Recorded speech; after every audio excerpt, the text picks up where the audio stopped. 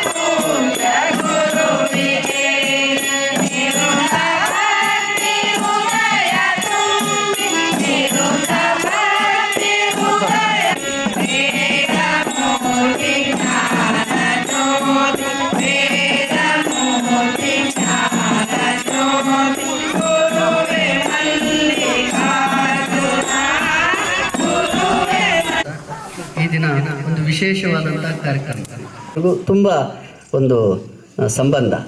ಅವರಿವತ್ತು ನಮ್ಮ ಊರಿಗೆ ಶ್ರಾವಣ ಸಂಜೆ ಒಂದು ಆಧ್ಯಾತ್ಮಿಕ ಚಿಂತನೆ ಕಾರ್ಯಕ್ರಮವನ್ನು ಮಾಡಬೇಕು ಅಂತ ಮೊದಲೇ ಕೋರ್ಕೊಂಡಿದ್ರು. ಅದರಂತೆ ನಾವೊಂದು SSY ಕಾರ್ಯಕ್ರಮದಲ್ಲಿದ್ವಿ ಸರ್, ಕಥವನ್ನು ಕೋರ್ತಾ ಇದ್ದೀನಿ.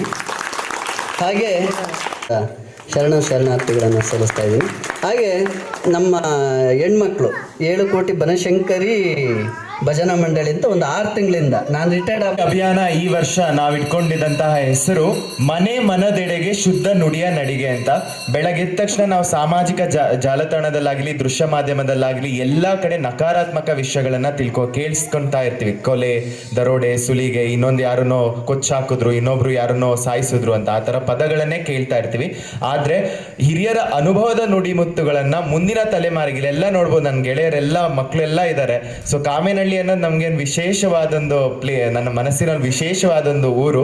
ಯಾಕೆಂದ್ರೆ ಮೊದಲಿಗೆ ನಾವು ಹಸಿರು ಭಾನುವಾರದ ಆರಂಭ ಮಾಡಿದ್ದು ಇಲ್ಲೇ ಯೋಗೀಶ್ ಅಣ್ಣನವರ ಒಂದು ಆಯೋಜನೆ ಅಡಿ. ನಂತರದ ದಿನಗಳಲ್ಲಿ ನಾವು ಜಾತ್ರೆಗೆ ಬಂದಿದ್ವಿ. ಜಾತ್ರೆಗೆ ಬಂದಾಗ ಇಲ್ಲಿಂದ ನಮ್ಮ ಏನು ಜಾತ್ರೆಗೆ ಬಂದು ಇಲ್ಲೊಂದು ಕವರೇಜ್ ನಾವು ಮೀಡಿಯಾದಲ್ಲಿ ಮಾಡಿದ್ವಿ.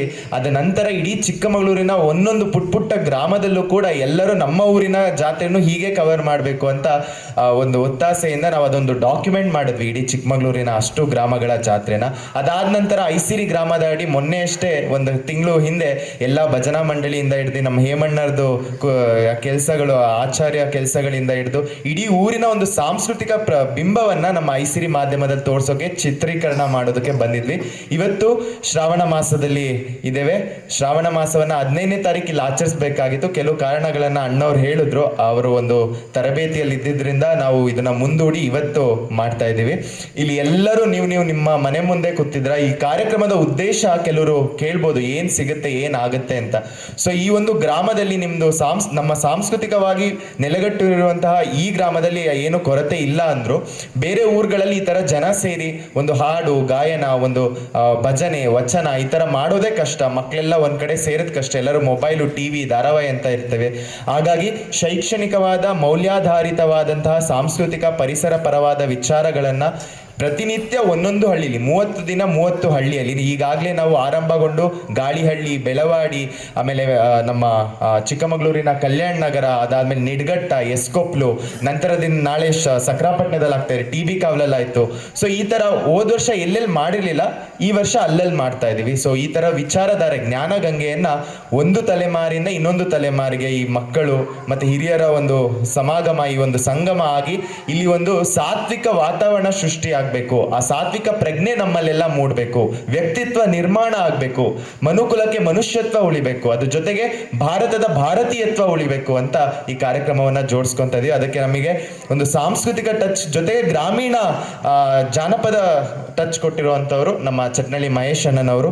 ಅವರು ಒಂದೊಂದು ದಿನ ನೀವು ಇಲ್ಲಿ ನೋಡ್ಬೋದು 5 ಮಹಾನ್ ವ್ಯಕ್ತಿಗಳ ವಿಚಾರ ತತ್ವಗಳನ್ನ ಬಸವಣ್ಣನವರ ಸರ್ವರಿಗೂ ಕಾಯಕ ಧರ್ಮ, ಕನಕದಾಸರ ಒಂದು ಸಾಮಾಜಿಕ ಬದ್ಧತೆ ಹಾಗೂ ಸ್ವಾಮಿ ವಿವೇಕಾನಂದರವರ service is the motto of life, Kuvempu ರಾಷ್ಟ್ರಕವಿ ಕುವೆಂಪುರವರ ಸರ್ವ ಜನಾಂಗದ ಶಾಂತಿಯ ತೋಟ ಹಾಗೂ ಸಂವಿಧಾನದ ಸಮಾನತೆ ಸಾರಿದಂತಹ ಡಾಕ್ಟರ್ BR ಅಂಬೇಡ್ಕರ್ ಅವರು, ಹೀಗೆ ಮಹನೀಯರ ಒಂದು ವಿಚಾರಧಾರೆಯನ್ನ ಇಟ್ಕೊಂಡು ಎಲ್ಲರಿಗೂ ತಲುಪಿಸ್ಬೇಕು. ಇವರ ಒಂದು ಏನು ನಮ್ಮ ಚಿಕ್ಕಮಗಳೂರಿಂದ ಚಿಕ್ಕಾಗೋ ತನಕ ಹೆಸರು ಮಾಡಿರುವಂತ ಚಟ್ನಳ್ಳಿ ಮಹೇಶ್ ಅಣ್ಣನವರು ನಮ್ಮೂರಲ್ಲೇ ಒಂದು ಮಾತಿನ ಮತ್ತೆ ಅನುಭವದ ಒಂದು ರತ್ನ ಆಗಿದ್ದಾರಲ್ಲ, ಅವರ ಒಂದು ಜ್ಞಾನ ನಮ್ಮೆಲ್ಲರಿಗೂ ಮತ್ತೆ ಮುಂದಿನ ತಲೆಮಾರಿನ ಮಕ್ಕಳಿಗೂ ತಲುಪಬೇಕು ಅಂತ ಈ ಅಭಿಯಾನಕ್ಕೆ ಚಾಲನೆ ನೀಡಿದೆ. ಅದಕ್ಕೆ ನೀವು ಈ ತರ ಒಂದು ಸಾತ್ವಿಕವಾಗಿ ನಮಗೆ ಬೆಂಬಲವನ್ನ ನೀಡಿ ಇದೊಂದು ಸಂಗಮವನ್ನ ಇಲ್ಲೆಲ್ಲರೂ ಈ ಕಾಮೇನಹಳ್ಳಿ ಗ್ರಾಮದ ಎಲ್ಲರೂ ಸಾಕ್ಷಿಸೋಕೆ ನೀವೆಲ್ಲ ಇದ್ದೀರಾ ಅನ್ನೋದೇ ಒಂದು ಖುಷಿ.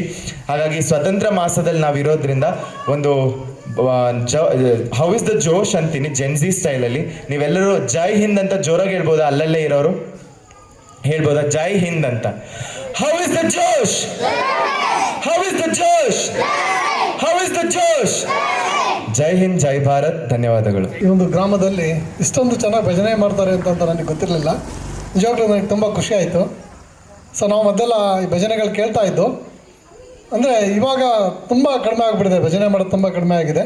ಸೊ ನಮ್ಮನೆ ಗ್ರೂಪ್ ಪ್ರವೇಶದಾಗ ನಾವು ಭಜನೆ ತಂಡದಲ್ಲಿ ಕರೆಸಿ ಗ್ರೂಪ್ ಪ್ರವೇಶ ಮಾಡಿಸಿದ್ದು ನಾವು, ಬಟ್ ಬೇರೆ ಕಡೆಯಿಂದ ಕರೆಸಿದ್ದು. ಇಲ್ಲಿ ತುಂಬ ಖುಷಿ ಆಯಿತು ಈ ಒಂದು ಇದು. ನಾನು ಟಿ ನಾರಾಯಣಸ್ವಾಮಿ ಅಂತ ಲಯನ್ಸ್ ಸಂಸ್ಥೆ ಚಿಕ್ಕಮಗಳೂರಿನ ಅಧ್ಯಕ್ಷ.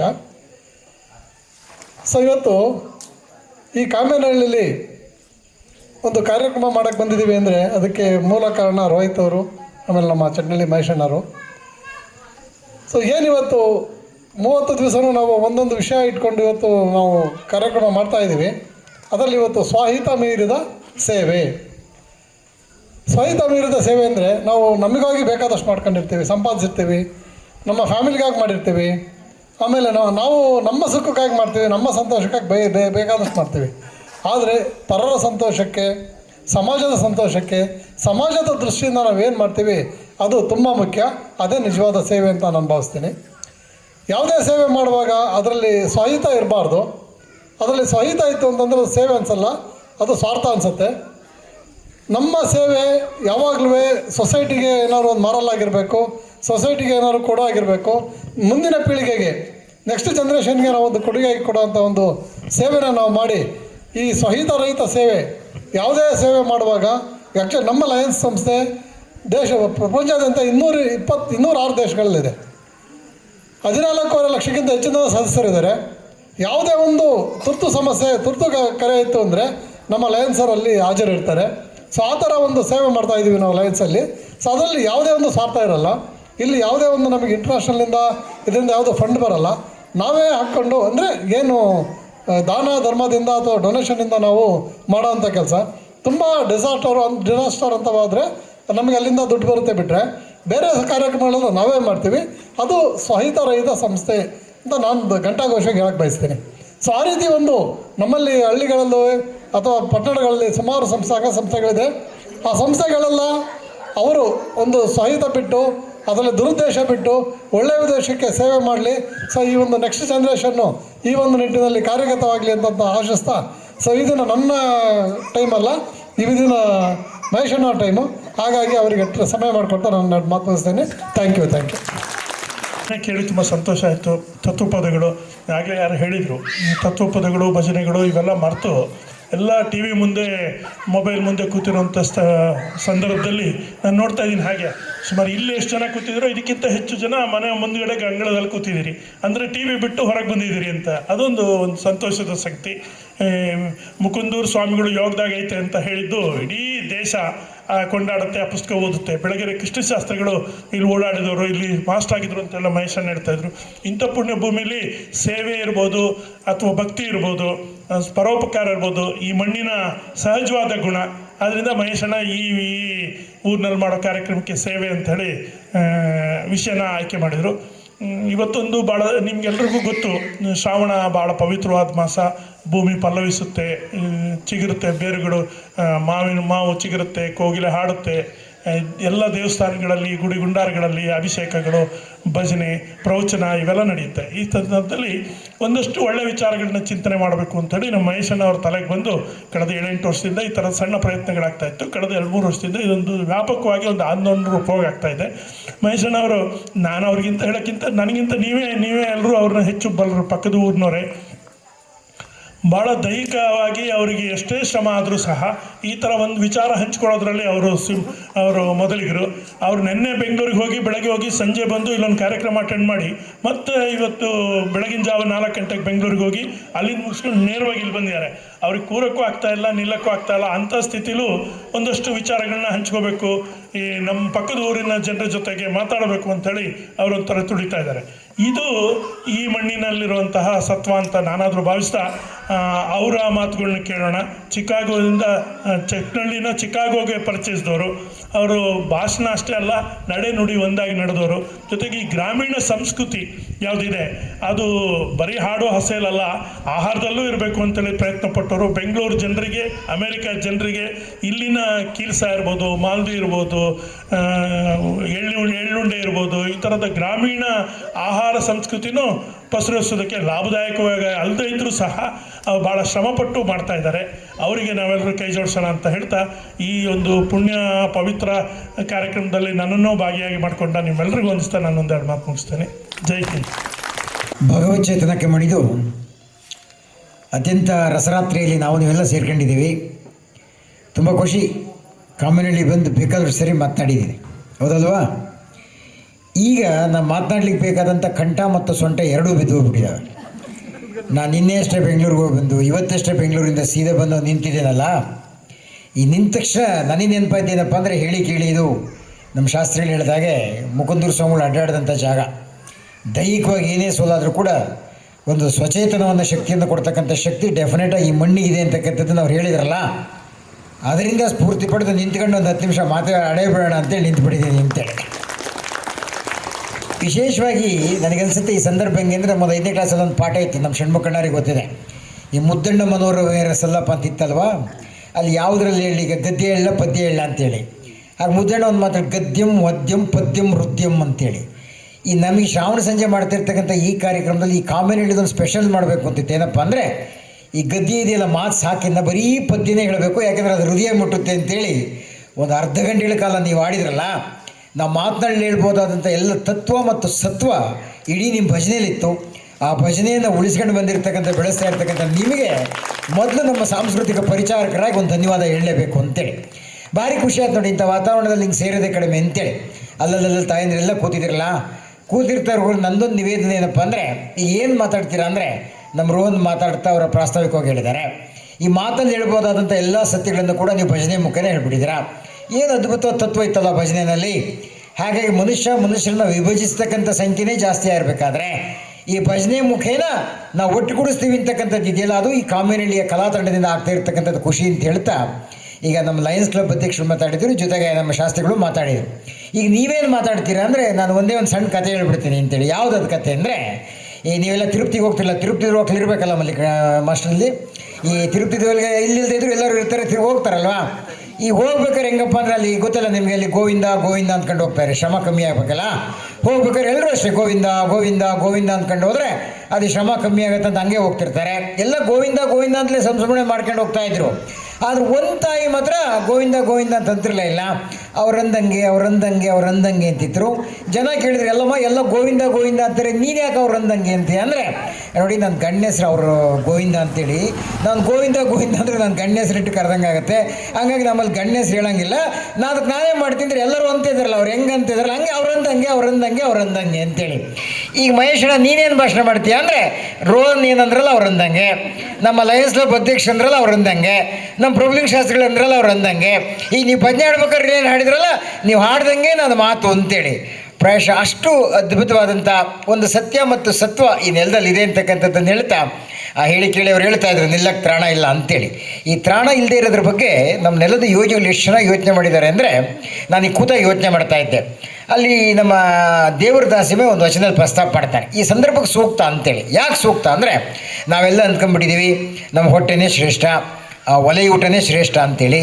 ಆದರೆ ವಾಸ್ತವವಾಗಿ ಆ ಹೊಟ್ಟೆಗಿಂತ ಒಲೆಗಿಂತ ಮಿಗಿಲಾದ ಒಂದು ತಲೆ ಊಟ ಅಂತಿದೆಯಲ್ಲ, ಆ ತಲೆ ಊಟ ಆಗಾಗ ಸಿಗ್ತಾ ಇರಬೇಕು ಅಂತಕ್ಕಂಥದ್ದೇ ನಮ್ಮ ವಚನ ಸಾಹಿತ್ಯದ ಆಶಯ ಅಂತೇಳಿ, ಅದು ದಾಸ ಸಾಹಿತ್ಯದ ಆಶಯ ಅಂತೇಳಿ, ಅದು ಕುವೆಂಪುರ ಆಶಯ ಅಂತೇಳಿ. ಹಾಗೆ ಎಲ್ಲ ಮಹನೀಯರು ಏನೇನು ಹೇಳಿದಾರೋ ಆ ಹೇಳಿರ್ತಕ್ಕಂಥದ್ದನ್ನು ನಾಲ್ಕಾರು ನಿಮ್ಮ ಜೊತೆ ಹಂಚ್ಕೊಳದ್ರಪ್ಪ ಅಂತೇಳಿ. ಕಾರಣ ಏನಾಗಿದೆ ಅಂದರೆ ಇವತ್ತಿನ ಕಾಲದಲ್ಲಿ ನೀವು ಹೇಳಿದಾಗೆ ಎಲ್ಲರ ಬಂದು ಕೂಡ ಏನು ಪುಸ್ತಕಗಳಿಲ್ಲ, ಪುಸ್ತಕಗಳಿದ್ದರೂ ಕೂಡ ಎಲ್ಲರೂ ಓದಲಿಕ್ಕಾಗಲ್ಲ. ಯಾರ್ಯಾರು ಓದಿದಾರಲ್ಲ ಆ ಓದಿರ್ತಕ್ಕಂಥದ್ದನ್ನು ಇಂಥ ಪ್ರವಚನ ಇಂಥ ಭಾಷಣದ ಮುಖೇನ ಹೇಳೋದು. ಇನ್ನು ಕೆಲವರು ಯಾರು ಹಾಡು ಕಲ್ತಿರ್ತಾರೆ, ಭಜನೆ ಹೇಳ್ತಿರ್ತಾರಲ್ಲ, ಅವರ ಭಜನೆ ಮುಖೇನ ಆ ಸತ್ಯದ ದರ್ಶನ ಮಾಡಿಸೋದು ಅಂತೇಳಿ. ಆ ಕಾರಣಕ್ಕೋಸ್ಕರ ಒಟ್ಟಾರೆ ಒಂದು ರೀತಿ ಕೂಡು ಬಾಳೋದ್ರಲ್ಲಿ ಒಂದು ಸ್ವರ್ಗ ಸುಖ ಇದೆ ಅಂತೇಳಿ. ಹೆಂಗೆಂಗೋ ಎಲ್ಲೆಲ್ಲ ಇರ್ತೀವಲ್ಲ, ನಾವೆಲ್ಲ ಒಂದು ಅರ್ಧ ಗಂಟೆ 1 ಗಂಟೆಗಳ ಕಾಲ ಕೂತು ಈಗ ಮಾತನಾಡ್ತಕ್ಕಂಥ ಮುಖಾಮುಖಿ ಆಗ್ತಕ್ಕಂಥದ್ದು ಕೂಡ ಇವತ್ತಿನ ಸಂದರ್ಭದಲ್ಲಿ ಕಡಿಮೆ ಆಗಿಬಿಟ್ಟಿದೆ ಅಂತೇಳಿ. ನಮ್ಮ ದಿನಮಾನದ ಒತ್ತಡದ ಬದುಕಿನಲ್ಲಿ ನಮ್ಮದೇ ಆದಂಥ ಕಾರ್ಯಭಾರದಲ್ಲಿರ್ತೀವಿ. ಹಾಗಾಗಿ ಅವ್ಯಾವ ಊಟ ಮಾಡಿದ್ಲು, ಅಜ್ಜ ಯಾವ ಊಟ ಮಾಡಿದ್ಲು, ಅಪ್ಪ ಯಾವ ಊಟ ಮಾಡಿದ, ಏನೇನಾಯಿತು ಅಂತೇಳಿ ಮನೆಗಳಲ್ಲೇ ಮುಖಾಮುಖಿ ಕಮ್ಮಿ ಆಗಬೇಕಾದ್ರೆ ಇನ್ನು ಹಳ್ಳಿಗಳಲ್ಲೂ ಮುಖಾಮುಖಿ ಕಡಿಮೆ ಆಗಿರುತ್ತೆ. ಅಂಥ ಮುಖಾಮುಖಿಯನ್ನು ಈ ಶ್ರಾವಣ ಸಂದರ್ಭದಲ್ಲಿ ನಾವೆಲ್ಲ ಸೇರಿ ಅಂಥ ಮುಖಾಮುಖಿ ಕಾರ್ಯಕ್ರಮ ಏರ್ಪಡಿಸಬೇಕು ಅಂತಲೇ ನಮ್ಮ ಮುಖ ನೀವು ನೋಡಬೇಕು, ನಿಮ್ಮ ಮುಖ ನಾವು ನೋಡಬೇಕು ಅಂತೇಳಿ ಆ ಕಾರಣಕ್ಕಷ್ಟೇ ಈ ಕಾರ್ಯಕ್ರಮವನ್ನು ಆಯೋಜನೆ ಮಾಡಿದ್ದೀವಿ ಅಂತಕ್ಕಂಥ ಮಾತನ್ನು ಈ ಸಂದರ್ಭದಲ್ಲಿ ಹೇಳ್ತಾ ನಾನು ಹೇಳ್ತಾ ಇದ್ದೆ, ಹಸಿವೆಂಬ ಹೆಬ್ಬಾವು ಬಸಿರ ಬಂದು ಹಿಡಿದೊಡೆ. ಎಷ್ಟು ಚೆನ್ನಾಗಿ ಹೇಳ್ತಾ ನೋಡಿ ದಾಸಿಮಯ್ಯ ವಚನ. ಅಂದರೆ ಈ ಬಸಿರಿಗೆ ಬಂದು ಹೊಟ್ಟೆಸ್ಕೊಂಡು ಕೂತ್ಬಿಟ್ಟಿದೆಯಪ್ಪ, ಏನಿದೆ ಅದರೊಳಗಡೆ, ಸರ್ಪ ಇದ್ದಂಗಿದೆ ಅಂತ ಹಸಿವನ್ನು ಎಷ್ಟು ಚೆನ್ನಾಗಿ ಹೇಳ್ತಾನಲ್ವ. ಹಸಿವೆಂಬ ಹೆಬ್ಬಾವು ಬಸಿರ ಬಂದು ಹಿಡಿದೊಡೆ ವಿಷವೇರಿತ್ತಯ್ಯ ಆಪಾದ ಮಸ್ತಕಕ್ಕೆ ಅಂತೇಳಿ. ಆ ಹಸಿವು ಹೆಂಗೆ ಮಾಡಿಬಿಡುತ್ತೆ ಅಂದರೆ ಕಾಲಿಂದ ಹಿಡಿದು ತಲೆವರೆಗೂ ವಿಷ ಇರ್ದಂಗೆ ಆಗ್ಬಿಟ್ಟಿದೆ, ಏನು ಅಲ್ಲಾಡಿಸ್ತಾ ಇದೆ. ಆ ಹಸಿವಿಗೆ ಅನ್ನವನಿಕ್ಕಿ ಆ ವಿಷವನ್ನು ಇಳಿಸಬಲ್ಲೊಡೆ ಲೋಕದೊಳಗೆ ಆತನೇ ಗಾರುಡಿಗ ಕಾಣ ರಾಮನಾಥ ಅಂತಾರೆ. ಏನು ಚೆನ್ನಾಗಿ ಹೇಳ್ತಾನೆ ಈ ಹಸಿವಿನ ಪ್ರಪಂಚ ತೆರೆದಿಡ್ತಾನೆ ಅಂದರೆ, ನಿಜಪ್ಪ ಫಸ್ಟ್ ನೀನು ಭಜನೆ ಮಾಡೋದಾಗಲಿ, ನೀನು ಪ್ರವಚನ ಮಾಡೋದಾಗಲಿ, ನೀನು ಹಾಡು ಹೇಳೋದಾಗಲಿ, ನೀನು ಡ್ರಾಮಾ ಮಾಡೋದಾಗಲಿ, ಇವೆಲ್ಲವೂ ಇದಾವಲ್ಲ, ಇವು ಆಮೇಲೆ ಫಸ್ಟ್ ಸ್ವಲ್ಪ ಹೊಟ್ಟೆ ಊಟ ಹಾಕ್ರಿ ಅಂತಾರೆ. ಪ್ರಾಯಶಃ ಹಸಿವಿನ ಯಾತನೆ ಹೆಂಗಿರ್ಬೇಕಲ್ವಾ. ಹಾಗಾಗಿ ಹಸಿದ ಒಟ್ಟಿಗೆ ಅದು ಸಾಹಿತ್ಯ ಆಗಲಿ ಸಂಗೀತ ಆಗಲಿ ರುಚಿಸಲ್ಲ. ಹಾಗಾಗಿ ಫಸ್ಟ್ ಹಸಿವನ್ನು ಕೊಟ್ಟು ಹಸಿವಿಗೆ ಅನ್ನ ಹಾಕಿ ಆಮೇಲೆ ನೀನು ಏನು ಬೇಕಾದ್ರೂ ಮಾಡು ಅಂತಾರೆ. ಹಾಗಾಗಲೇ 8 ಕಾಲ ಆಗಿದೆ ಅಂದರೆ ಪ್ರಾಯಶಃ ಮನೇಲೆಲ್ಲ ವ್ಯವಸ್ಥೆ ಆಗಿರಬೇಕಲ್ಲ ಷಣ್ಮುಖಣ್ಣ. ಸಾಮೂಹಿಕ ಅಲ್ಲದೆ ಇದ್ದರೂ ಕೂಡ ಮನೇಲಿ ಪ್ರಸಾದ ಇದ್ದಿದ್ದೆ. ಆದರೆ ನಂದೇನಪ್ಪ ಅಂದರೆ ಈ ವಚನಕ್ಕೆ ನನ್ನ ಸಂವಾದದ ಮಾತೇನಪ್ಪ ಅಂದರೆ, ನಿಜ ಪ್ರಾಯಶಃ ಒಲೆ ಊಟ ಅಂತೀವಲ್ಲ, ಯಾವ ಪ್ರಸಾದ ಅಂತೀವಲ್ಲ, ಹೊಟ್ಟಿಗೆ ಬೇಕಾಗ್ತಿದೆಯಲ್ಲ, ಇವತ್ತು ತಪ್ಪಿದರೂ ಕೂಡ ಬೆಳಿಗ್ಗೆ ಅಂತೂ ಸಿಗುತ್ತೆ, ಅವಾಗ ತಪ್ಪಿದರೂ ಕೂಡ ನಾಳೆ ಮಧ್ಯಾಹ್ನ ಸಿಗುತ್ತೆ, ಅದೇನು ತೊಂದರೆ ಇಲ್ಲ, ಯಾವಾಗ ಬೇಕಾವಾಗ ಸಿದ್ಧ ಮಾಡ್ಕೊಳ್ಬೋದು.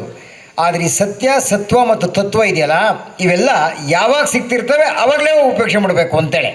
ಕಾರಣ ಈ ಮನೆಗೆ ಊಟ ಮಾಡ್ತೀವಿ, ನಾಳೆ ಬೆಳಗ್ಗೆ ತಿಂಡಿ ತಿಂತೀವಿ, ನಾಳೆ ಬೆಳಗ್ಗೆ 8 ಗಂಟೆಗೆ ಇಲ್ಲೊಂದು ಭಜನೆ ಕೇಳಬೇಕು ಅಂದ್ರೆ ಆಗುತ್ತಾ? ಇಲ್ಲ, ಈಗ ಕೇಳ್ತಾ ಇದ್ದೀವಲ್ಲ ಈಗ ಕೇಳಿಬಿಡ್ಬೇಕು ಅಂತೇಳಿ. ಆ ಕಾರಣಕ್ಕೋಸ್ಕರ ಆ ಒಲೆಯೂಟಕ್ಕೆ ಮೀರಿದ್ದು ಈ ತಲೆಯೂಟ ಅಂತಕ್ಕಂಥದ್ದು ಇದೆಯಲ್ಲ, ಅದು ನಮ್ಮ ಗ್ರಾಮೀಣ ನೆಲದಲ್ಲಿ ಇರಬೇಕು ಅಂತಕ್ಕಂಥ ಆಶಯದಿಂದಲೇ ಇಂಥ ಕಾರ್ಯಕ್ರಮನ ನಾವು ಹಮ್ಮಿಕೊಂಡು ಬಂದಿದ್ದೀವಿ ಅಂತಕ್ಕಂಥ ಮಾತನ್ನು ಹೇಳ್ತಾ, ಇದೊಂದು ನಿರಹಂಕಾರದ ಕಾರ್ಯಕ್ರಮ ಅಂತೇಳಿ. ನಮ್ಮಲ್ಲಿ ಏನಾಗಿದೆ ಅಂದ್ರಲ್ಲಪ್ಪ, ನಾನು ಭಾರಿ ತಿಳ್ಕೊಂಬಿಟ್ಟಿನಿ, ನಾನು ಭಾರಿ ದೊಡ್ಡ ಮನುಷ್ಯ, ನಾನು ಭಾರಿ ದೊಡ್ಡವನು, ಇಂಥವೆಲ್ಲ ಇದೆಯಲ್ಲ, ಇದೆಲ್ಲ ಪ್ರಾಯಶಃ ಈ ಬಯಲಲ್ಲಿ ಕೂತಾಗ ಒಂದು ಬಯಲಿನ ದರ್ಶನ ಆಗುತ್ತೆ ಅಂತೇಳಿ.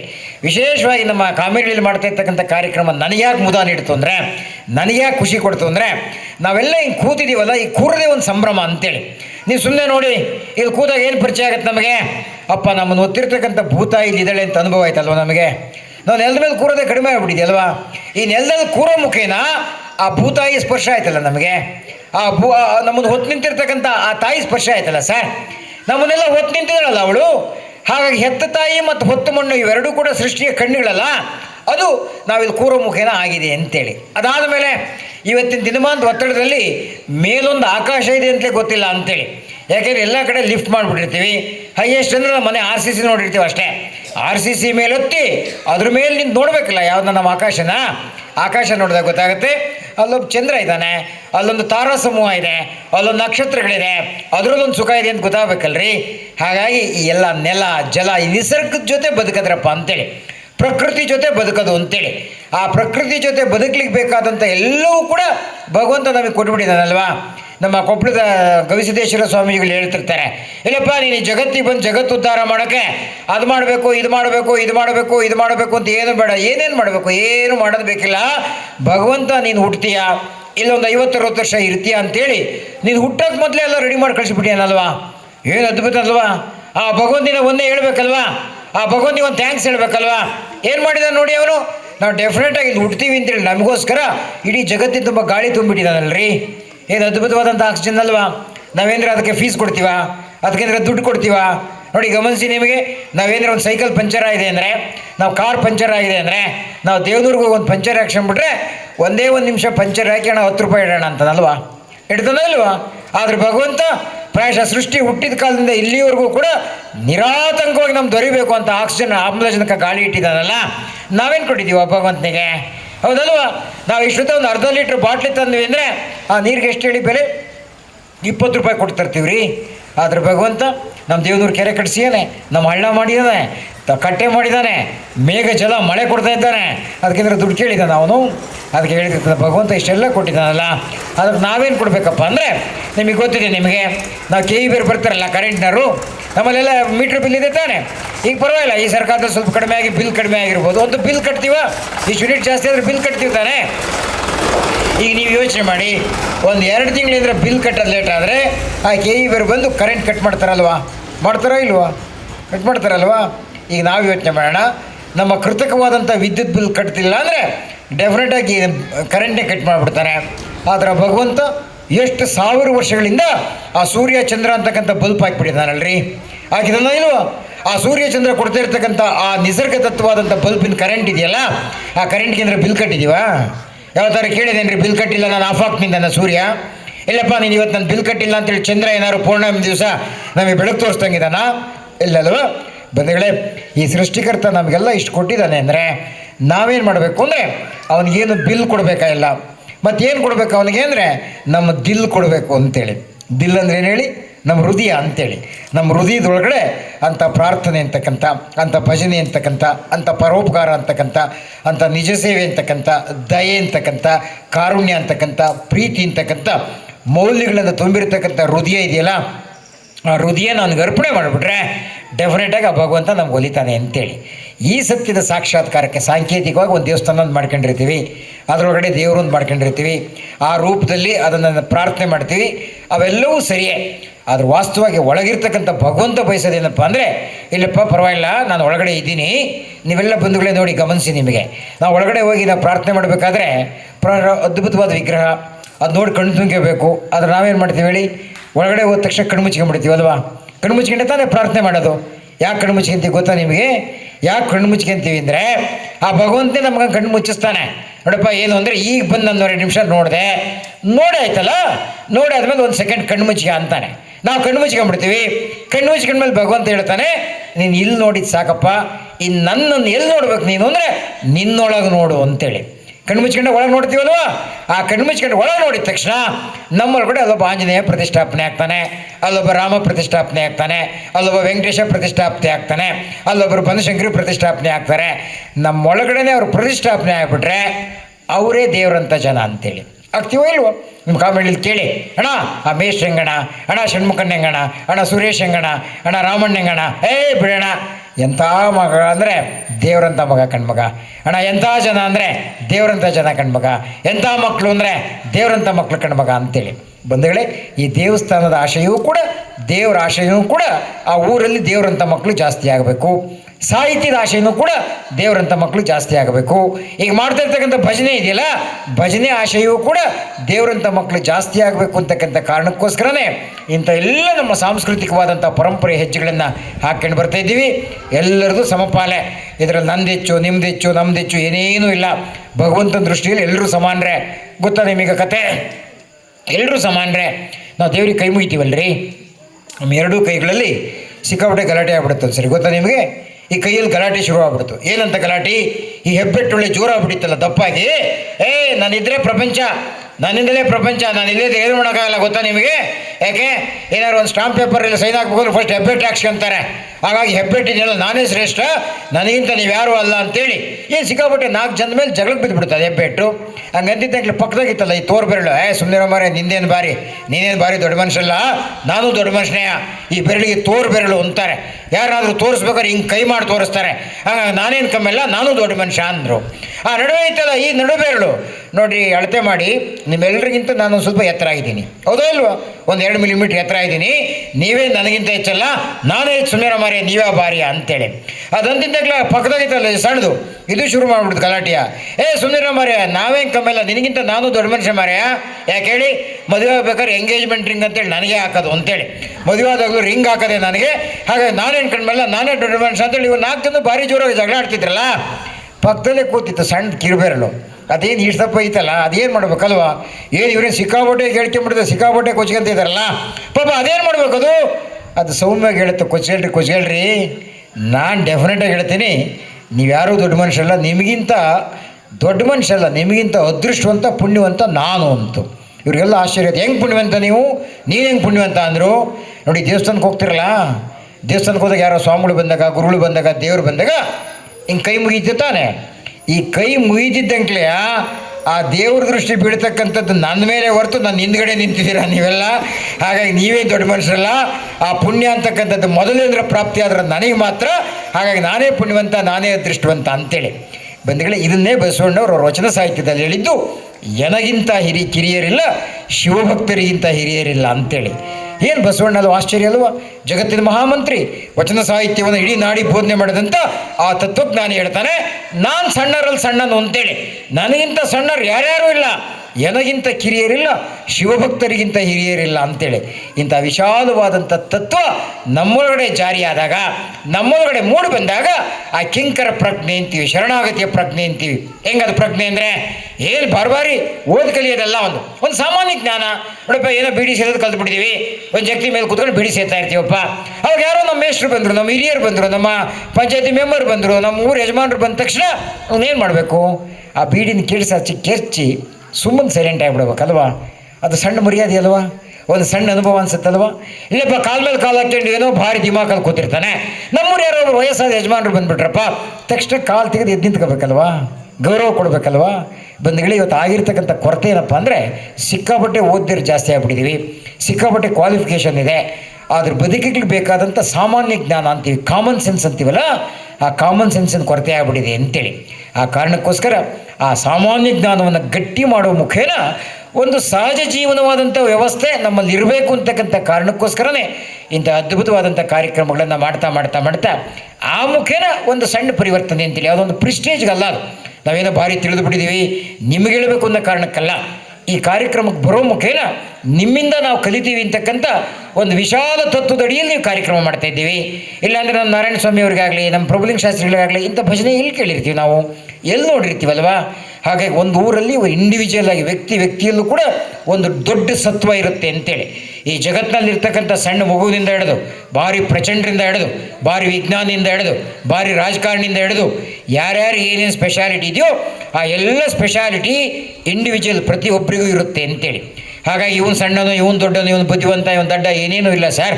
ಎಲ್ಲರೂ ಬುದ್ಧಿವಂತರೇ, ಎಲ್ಲರೂ ಭಾರಿ ಬುದ್ಧಿವಂತರೇ. ನೀವು ಒಂದು ಸಣ್ಣ ಉದಾಹರಣೆ ಹೇಳಿ ನಾನು ಮಾತು ಮುಗಿಸ್ತೀನಿ. ಹೇಗೆ ಬುದ್ಧಿವಂತರಿರ್ತಾರೆ ಅನ್ನಲಿಕ್ಕೆ ಒಂದೇ ಒಂದು ಉದಾಹರಣೆ. ಅದು ಯಾರಪ್ಪ ಬರೆದಿರೋದು ಅಂದರೆ, ನೀವು ಹೇಳ್ತೀರಿ ಬಿಡುಗಡೆ ಕೃಷ್ಣಶಾಸ್ತ್ರಗಳ ಬಗ್ಗೆ ಹೇಳ್ತಿದ್ರಲ್ಲ, ಅದು ಹೇಗದಾಗೆಲ್ಲ ಐತಿ, ಜೊತೆ ಮರೆಯಲಾದೀತಿ ಅಂತ ಒಂದು ಪುಸ್ತಕ ಬರೆದಿದ್ದಾರೆ. ಅದ್ರಲ್ಲಿ ಕೋಟ್ ಆಗಬೇಕಾಯ್ತು, ಅದು ಕೋಟ್ ಆಗಿಲ್ಲ.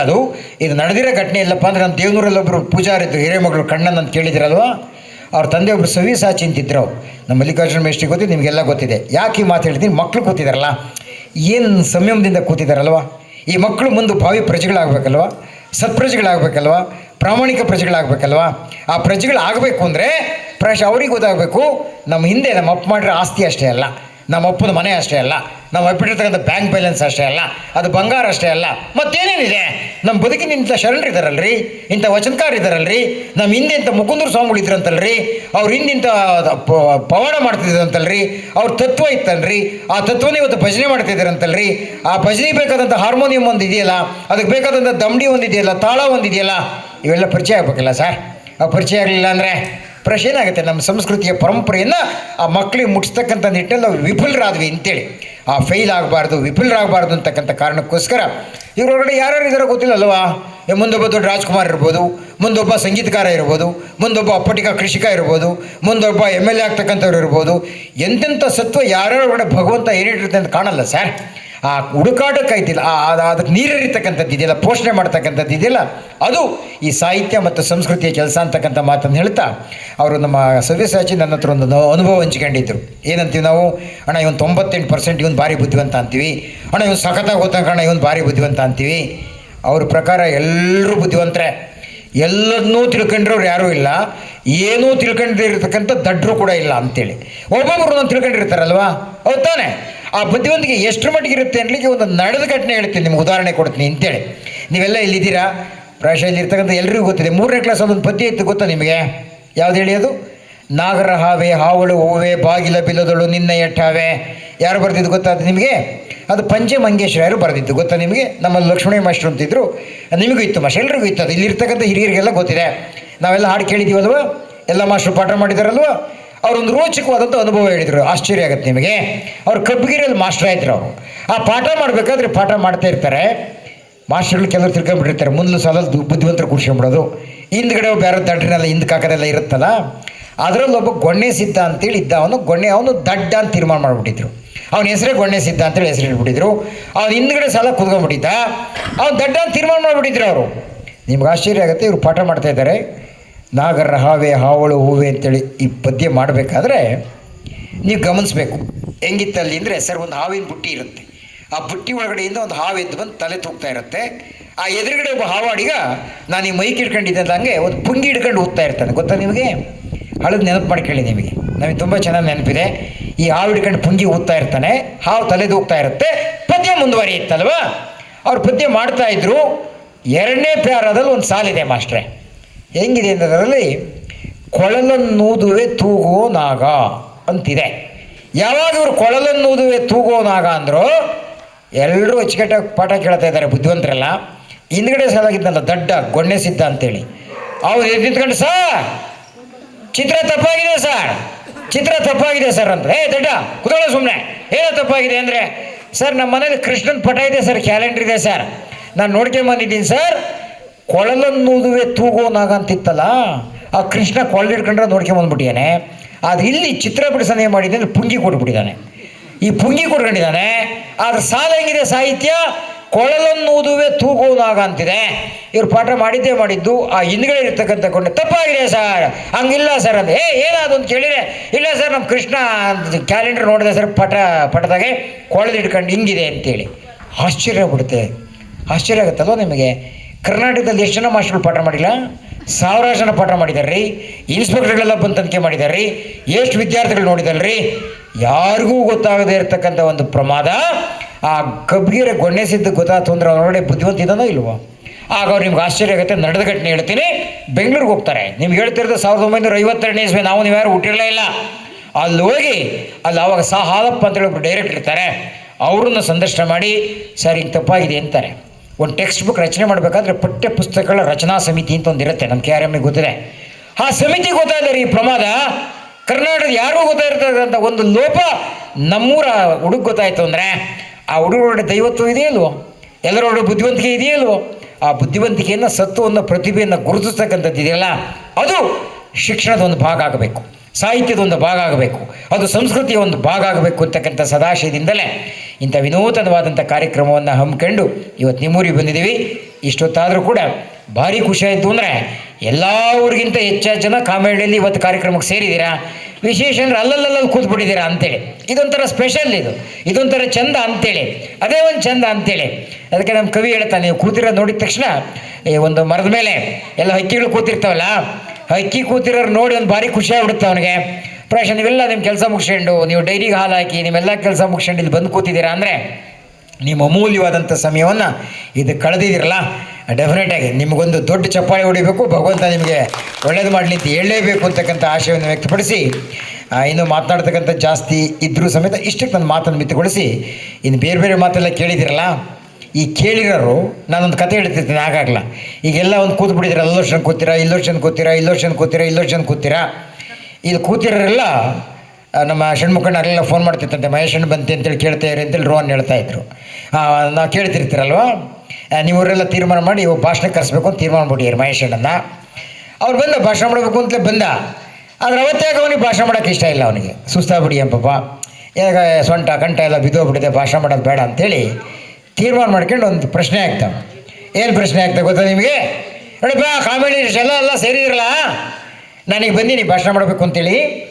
ನಾನು ಏನು ಭಾಷಣ ಮಾಡ್ತೀನಿ, ಏನು ಮಾತಾಡಬೇಕು ಅಂತ ಗೊತ್ತಾ ನಿಮಗೆ ಅಂದ.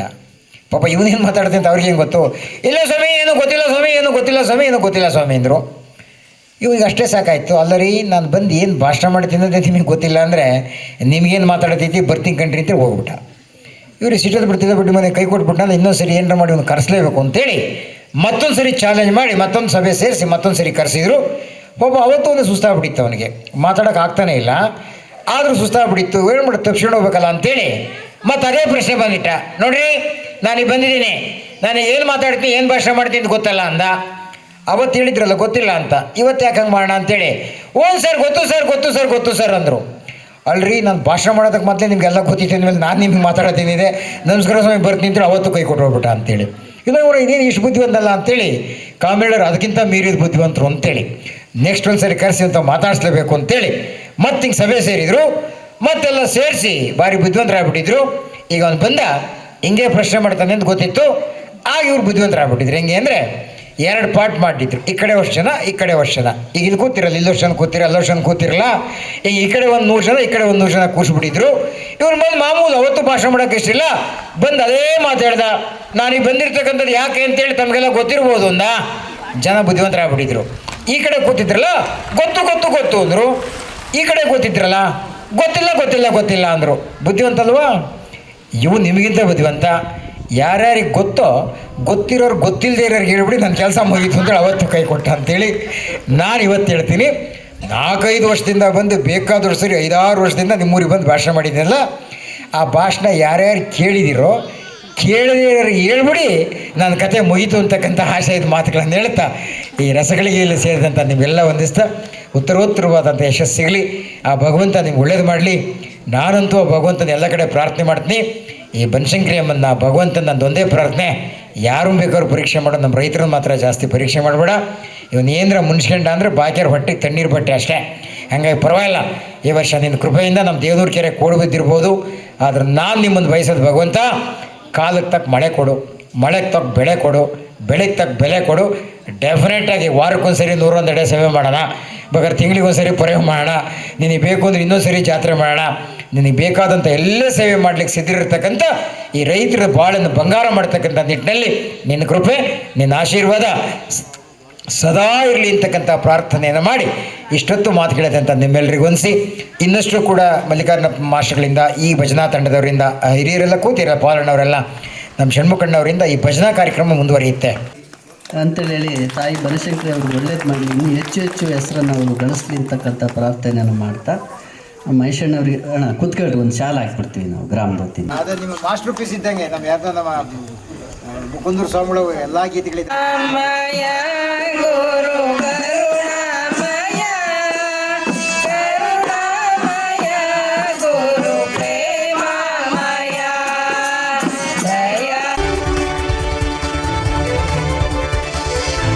ಐಸಿರಿ ಟುಡೇ, ವಾಯ್ಸ್ ಆಫ್ ಡೆಮೋಕ್ರಸಿ.